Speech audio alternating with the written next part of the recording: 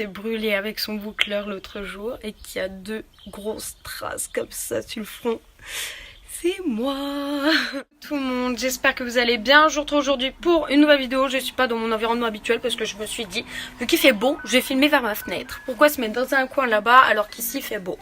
Donc voilà, cette vidéo ce sera le journal d'une rupture. En gros, je vais vous expliquer ma rupture sans pour autant dire le nom du gars, etc. Mais je vais vous l'expliquer et puis voilà, j'espère que cette vidéo vous plaira. Et je vous laisse avec la suite. Comme la plupart des filles, je me suis donc fait larguer. Voilà, je le prends en rigolant parce qu'il vaut mieux en rire qu'en pleurer. Voilà, ce sera pas la première fois, je pense que je vais me faire larguer. Ce sera pas la première fois de ma vie, donc prenez ce journal d'une rupture comme guise de... Voilà, je le prends d'un ton humoristique, hein, évidemment. Avec mon ex, du coup, on s'est largué. J'étais sur le parking de Chaussea. Juste avant d'aller en stage, c'était bien. J'avais pleuré et tout. J'avais genre du noir sous les yeux et tout.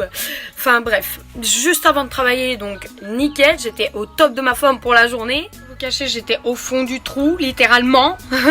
Genre vraiment, j'étais vraiment au fond du trou. Genre voilà, quand on se fait larguer un matin, voilà, on se dit qu'on va pas se faire larguer. Quand on se fait larguer par téléphone, en plus c'était par téléphone.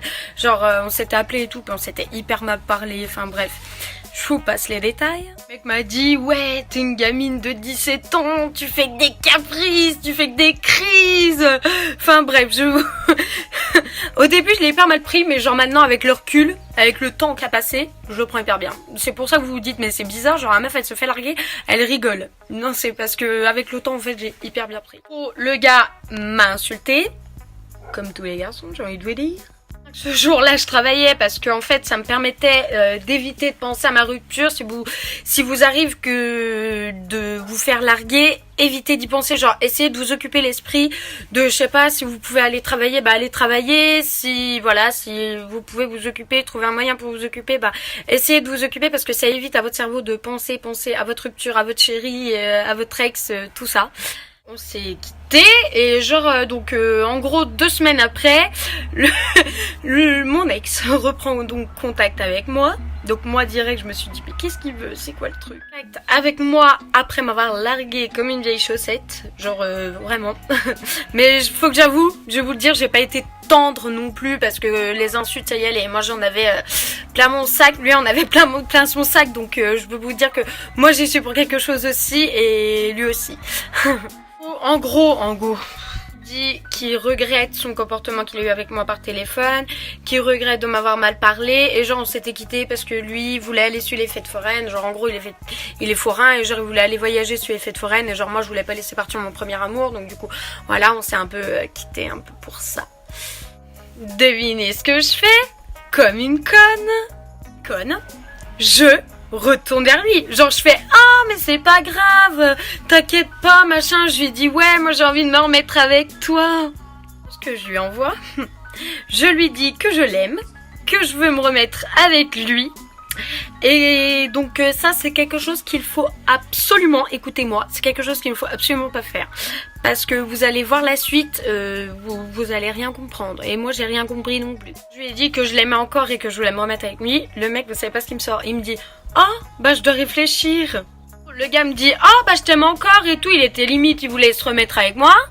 Et là, et 2 jours après il me dit ah bah je dois réfléchir. Non mais il faut vraiment savoir ce qu'il veut au bout d'un moment.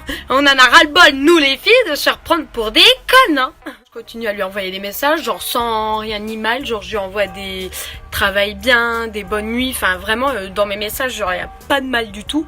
Et genre je reçois aucune réponse, donc genre je commence à me poser des questions parce que je me dis c'est bizarre, il reprend contact avec moi puis là il arrête, enfin c'est chelou quoi.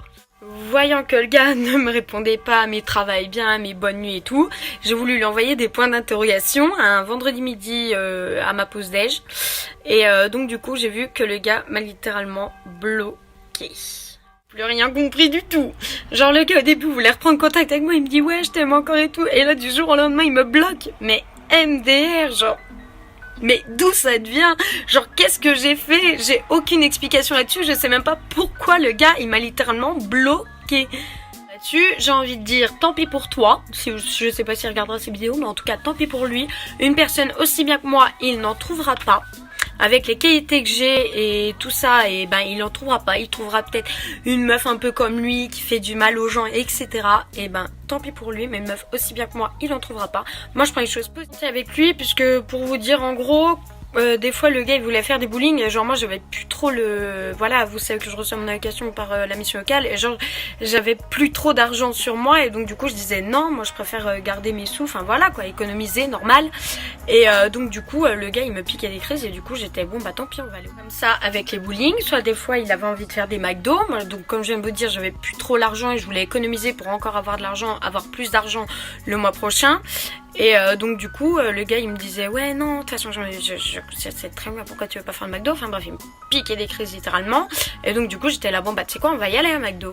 Aller au bowling, je l'ai pas allé au McDo, mais lui en fait enfin c'était lui qui décidait, et voilà, et moi j'étais un peu soumise entre guillemets, genre je me disais ok bah pas de soucis on va au McDo, ok pas de soucis on va au bowling, et genre voilà.